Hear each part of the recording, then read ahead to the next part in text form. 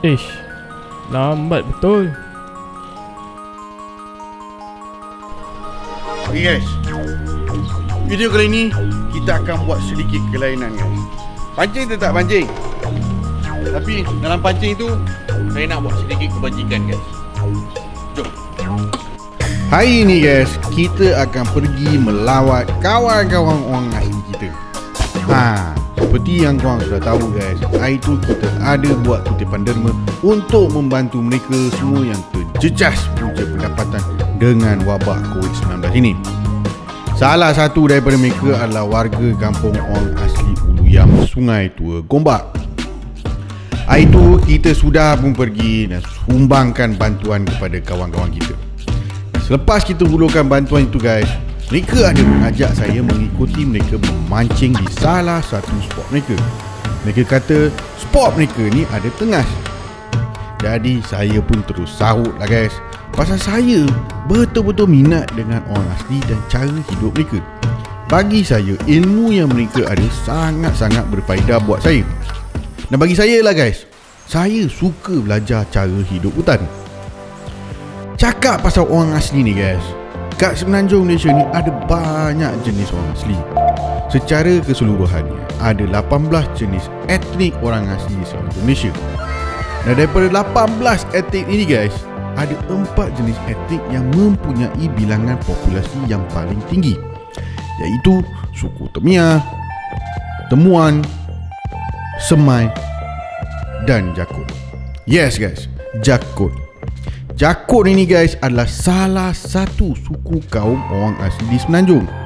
Ramai yang tidak sedar dan bahkan ada juga yang menggunakan perkataan Jakun itu untuk memperkecilkan orang lain. Ini sebenarnya tidak baik lah guys. Pasal apa? Orang Jakun ni sebenarnya orang kita. Dan kalau kita sendiri tidak mempertahankan mereka, mereka nak mengharapkan kepada siapa? Betul tak? So, saya sarankan kepada anda semua supaya mengelakkan menggunakan perkataan Jakun ataupun Sakai dalam kata-kata seharian anda semua. Batak pun sebenarnya tak boleh guys. Okey, so berbalik pada cerita kita. Kampung orang asli yang kita nak pergi ni sebenarnya tidak jauh daripada Kelang. Hanya 30 minit dan kita sudah boleh sampai ke sana. Siapa yang sangka kan, tak jauh daripada kesibukan bandar yang kita duduk ni ada suasana kampung seperti ini. Tanpa berlengah masa guys, saya pun serahkan apa yang patut diserah tanpa mengambil gambar kipas bagai dan terus bersedia untuk masuk ke dalam hutan. Sebelum masuk itu guys, ada sedikit pesanan dari penaja. Penaja kita hari ini adalah Kamarut, seorang kaki pancing yang duduk di kampung ini. Baru bawa apa ni? Baru bawa motor ni. Boleh. Motor kau naik motor mana? Saya naik motor tu. Ada brake tak motor ni? Ada. Cuma ada. Sebelum kita gerak ni, jangan cakap dengan Faruk. Apa ni?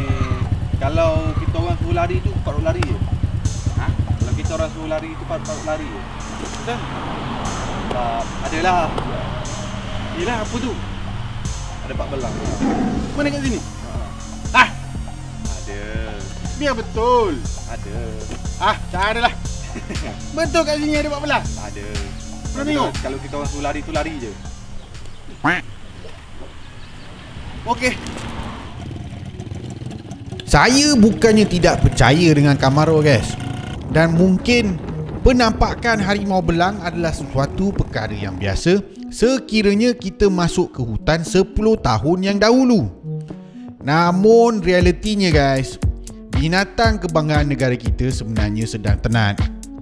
Kalau kita kira dengan yang ada di zoo negara dan di zoo Taiping, populasi pak belang kita sudah berada pada angka 3 digit. Mengikut Jabatan Pendidikan Negara, dianggarkan hanya lebih kurang 200 ekor harimau Malaya yang berada di hutan-hutan kita sekarang. Bermaksudnya, besar kemungkinan harimau Malaya kita akan pupus pada masa cucu cicit kita. Dan masalah ini sudah diketengahkan kepada saya oleh Puan Rahmah dari Jabatan Pendidikan Korporat Putrajaya. Dua faktor telah dikenal pasti sebagai sebab-sebab kepada penurunan bilangan harimau Malaya. Satu, pembalakan.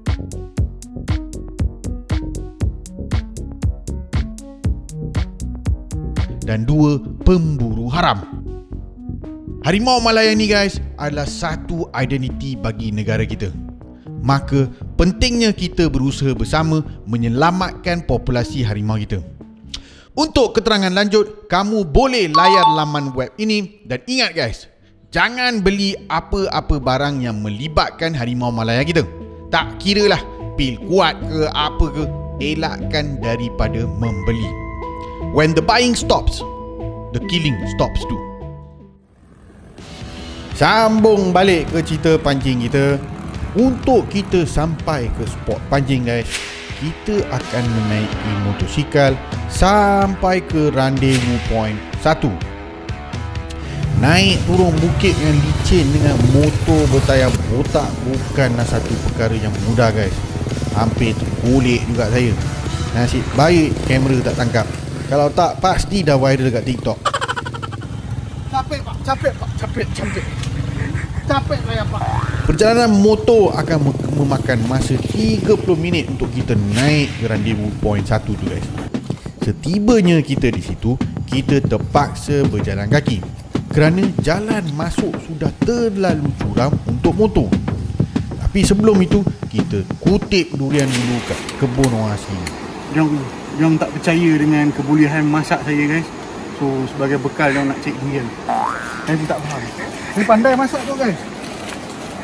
Apa-apa pun kita cari lah durian guys. Pasal plan awalnya adalah untuk kita sama-sama pancing guys. Tapi saya akan memasak hasil pancing kita hari ni. Saya nak tunjuk jugalah guys kehebatan saya memasak. Pasal saya ni memang hebat masak guys. Geng-geng orang asli ni tak tahu je. Itulah mereka pun ragu-ragu dengan kebolehan masak saya. Jadi sebagai backup lah guys, mereka bawa durian ni sebagai bekal. Tupai dah makan. Bila tupai dah makan ni guys, kiranya sedap lah durian. Cakap pasal durian ni guys, durian adalah salah satu sumber ekonomi untuk kampung orang asli ni. Dan saya nak ambil peluang ini untuk mengucapkan terima kasih kepada semua kawan-kawan yang beli itu guys. Terutamanya kepada kawan-kawan askar kita yang datang borong semua durian daripada Kamarul. You guys are the best guys. Pembelian anda banyak membantu ekonomi kampung ini pada masa lockdown hari itu. Dan benda ini yang saya nak ketengahkan guys. Pasal kita tidak boleh selalu kasih orang ikan. Kita kena ajar orang cara nak pancing ikan. Oleh itu guys, saya akan hidupkan idea lama saya, iaitu DRW. Satu jenama yang sudah lama saya bercadang untuk buka bagi tujuan membantu orang. Jenama ini kita akan fokus untuk penjualan cara dropship guys, supaya ramai yang boleh menjana pendapatan melalui jenama ini. Satu jenama yang boleh dibanggakan oleh rakyat Malaysia. Jangan risau guys, kalau dengan drive saya boleh buat, sudah pasti dengan berkat Tuhan DRW pun saya pasti boleh buat. Penting guys, masa-masa ketidaktentuan macam ni guys, kita bangun bersama. Jangan risau guys. Buat part time je guys. Jual katak, tali, rod dan bagailah. Masuk duit kopi sikit okey kan. Penting halal. Nanti saya beri info cara kamu orang semua boleh join sekali. Sekarang jom kita belajar cara orang asli sini pancing. Menanda. Macam ni tak jalan.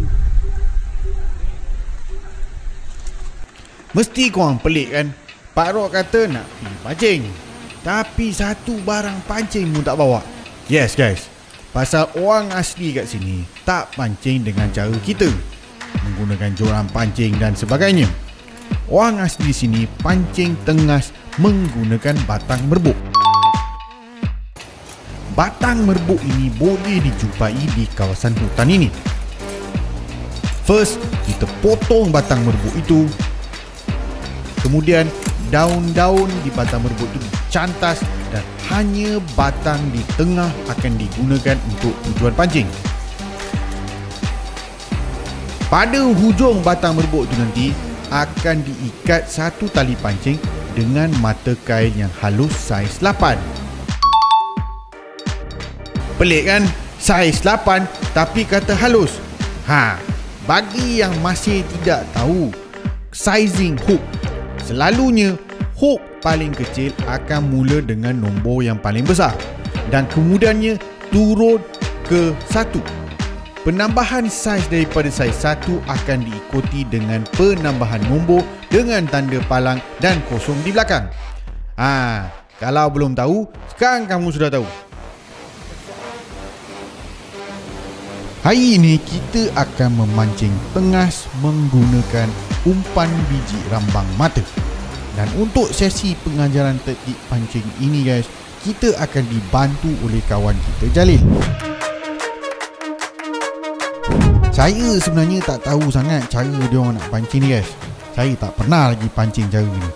Apa yang saya tahu guys, kat kawasan air jeram ataupun air terjun macam ini, memang akan ada ikan tengas. Ikan tengas atau kadang-kala dikenali sebagai ikan kejor adalah satu ikan omnivore yang suka lepak kat kawasan jeram macam ni.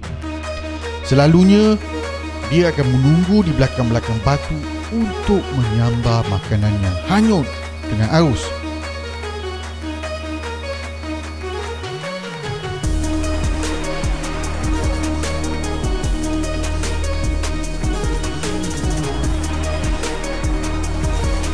Saya kat atas ni guys, tak besar lah kan.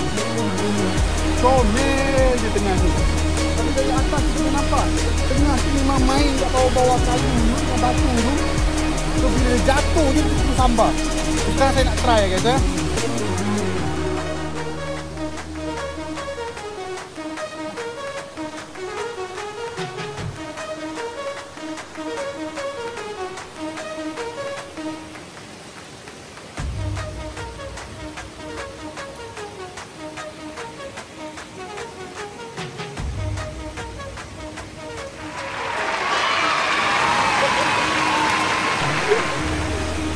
Betul-betul sangat guys. Meriah betul.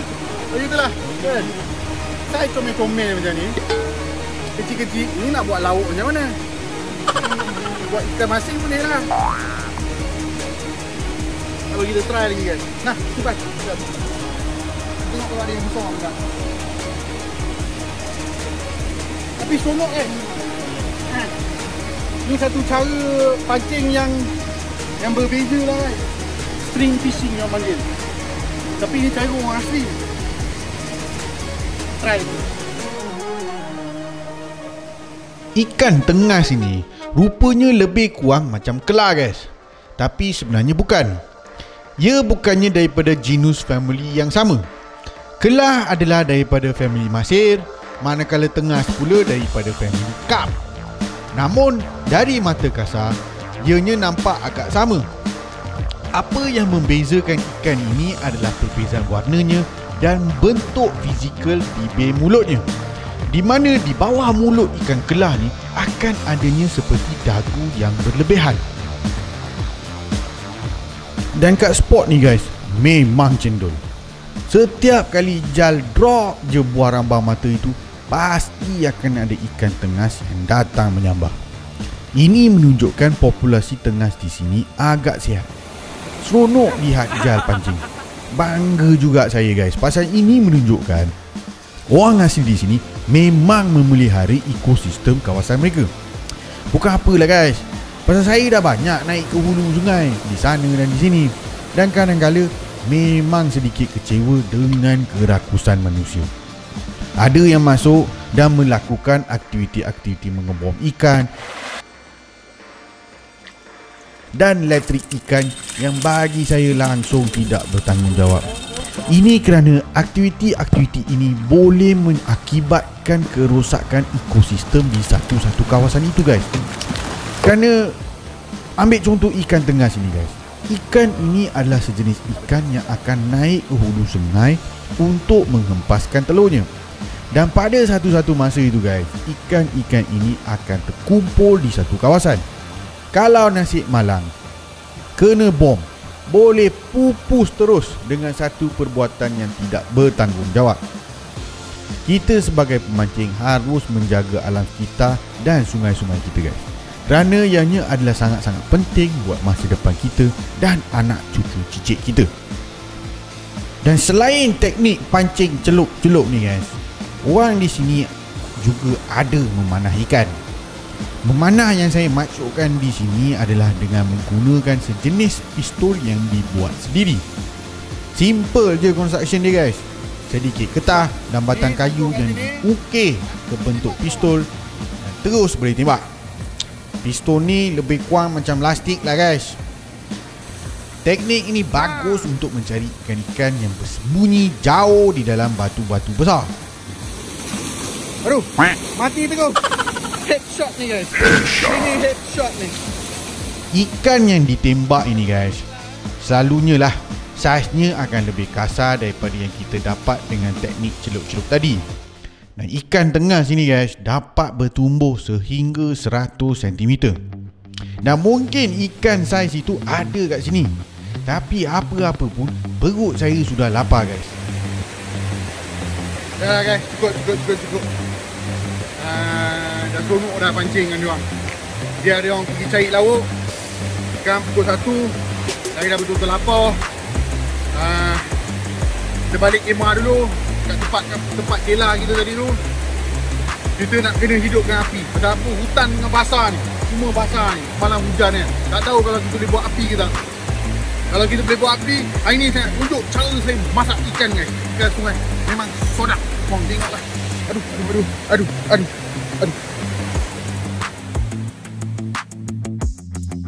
Dia tanah basah, semua basah. Kita nak hidup api susah. So saya tunjuk korang cara saya buat. Nak mulakan api di tempat-tempat basah macam ni guys, bukannya mustahil. Susah, memang susah. Tapi dengan teknik yang betul, senang je nak hidupkan api ni. First guys, kita cari kayu yang bercabang.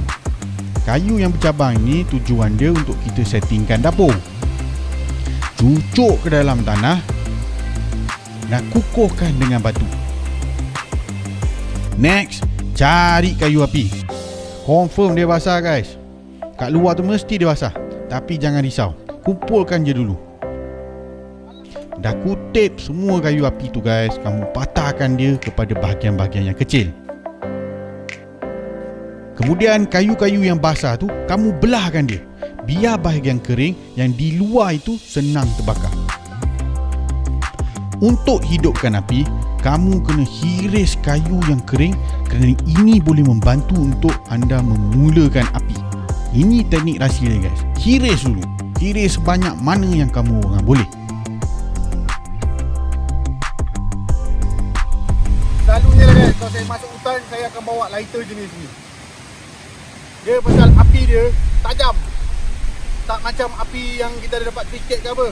Sebab eloknya lah, kalau saya masuk hutan, saya akan ada benda ni. Pasal kenapa kita tak perlu nak susah-susah nak mulakan api. Ada benda ni kan. So, untuk saya, I start with this and we have fire.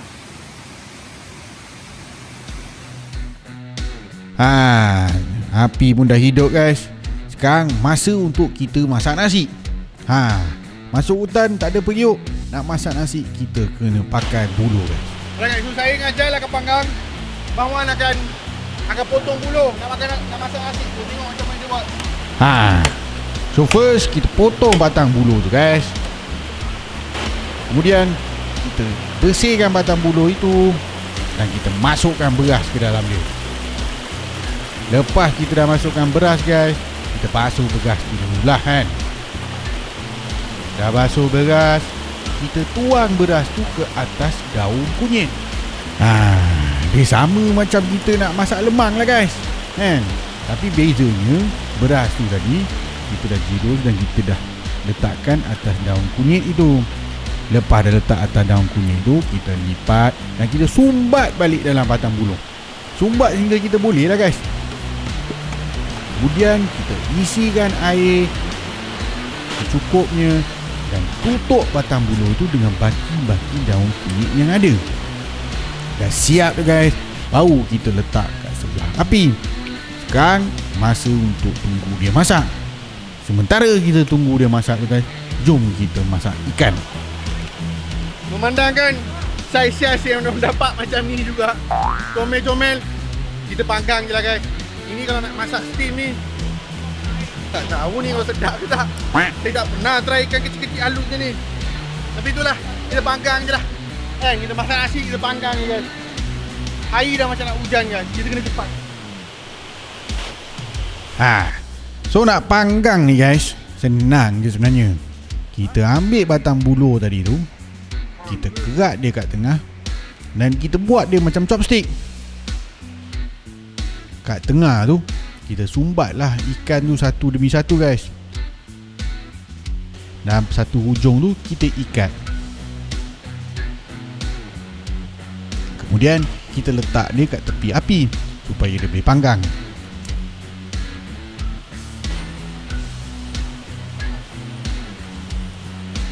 Tapi Jal, dia ada satu lagi teknik guys. Jal recommend kita balut satu ikan ni dengan pucuk paku sedikit dan daun kunyit tadi.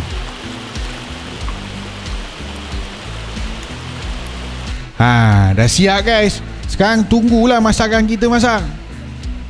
Sementara tu, duduklah lepak sembang-sembang.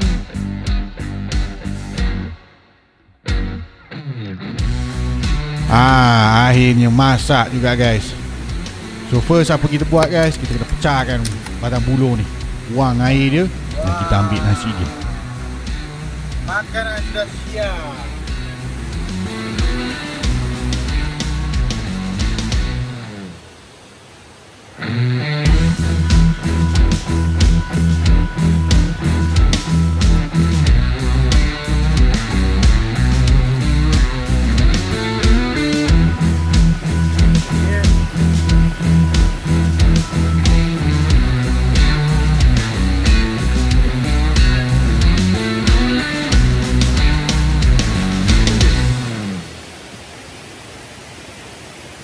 Wah, nikmat.